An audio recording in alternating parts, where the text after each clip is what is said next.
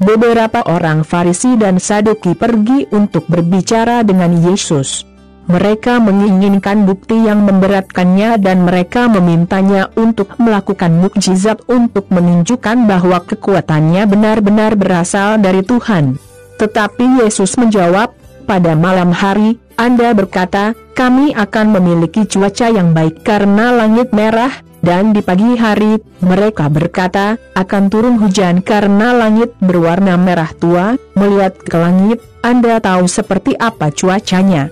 Dan kenapa mereka tidak tahu bagaimana menjelaskan apa arti tanda-tanda zaman ini? Betapa jahat dan tidak berimannya orang hari ini. Anda meminta saya untuk keajaiban, tetapi keajaiban Yunus adalah satu-satunya tanda yang akan diberikan kepada Anda. Jadi dia pergi dan pergi. Ketika para murid menyeberang ke sisi timur danau, mereka lupa membawa roti. Yesus berkata, tetap waspada dan hati-hati terhadap ragi orang Farisi dan Saduki.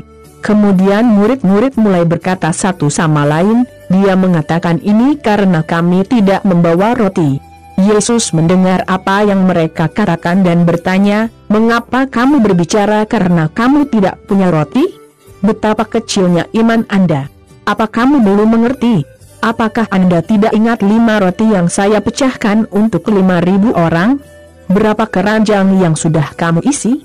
Dan ke-7 roti itu untuk 4.000 orang? Berapa keranjang yang sudah kamu isi? Tidakkah kamu mengerti bahwa saya tidak sedang berbicara tentang roti?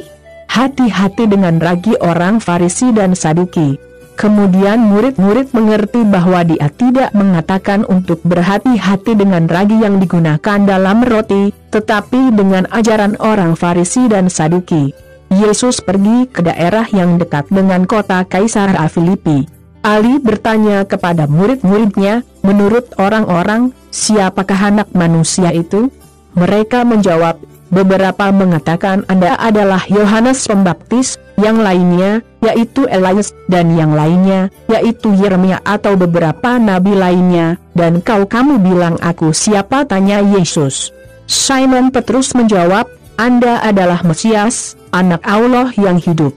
Yesus berkata, Simon, putra Yohanes, kamu bahagia karena kebenaran ini tidak diungkapkan kepadamu oleh manusia manapun, tetapi itu datang langsung dari Bapa-Ku yang di surga. Oleh karena itu, saya memberitahu Anda adalah Petrus, dan di atas batu karang ini saya akan membangun gereja saya, dan bahkan kematian tidak dapat mengatasinya.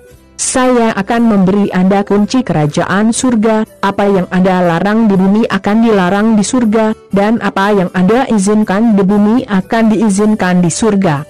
Jadi Yesus memerintahkan murid-muridnya untuk tidak memberitahu siapapun bahwa dia adalah Mesias. Setelah itu, Yesus mulai berkata dengan jelas kepada murid-muridnya, saya harus pergi ke Yerusalem, dan di sana para pemimpin Yahudi, imam kepala, dan ahli Taurat akan membuat saya sangat menderita. Saya akan dibunuh dan, pada hari ketiga, saya akan dibangkitkan. Kemudian Petrus membawanya ke samping dan mulai menegurnya, dengan mengatakan, semoga Tuhan tidak mengizinkannya. Ini tidak akan pernah terjadi pada Anda. Yesus berbalik dan berkata kepada Petrus, minggir, setan.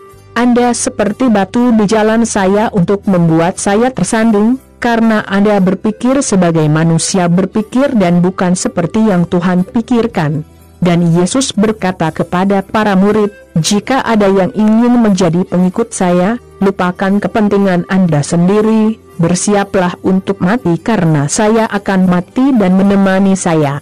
Karena siapapun yang mengutamakan kepentingannya sendiri tidak akan pernah memiliki kehidupan nyata, tetapi siapapun yang melupakan dirinya sendiri karena aku akan memiliki kehidupan yang sebenarnya. Apa untungnya bagi seseorang untuk memenangkan seluruh dunia, tetapi kehilangan kehidupan yang sebenarnya? Karena tidak ada yang dapat Anda bayar untuk mendapatkan kehidupan itu kembali.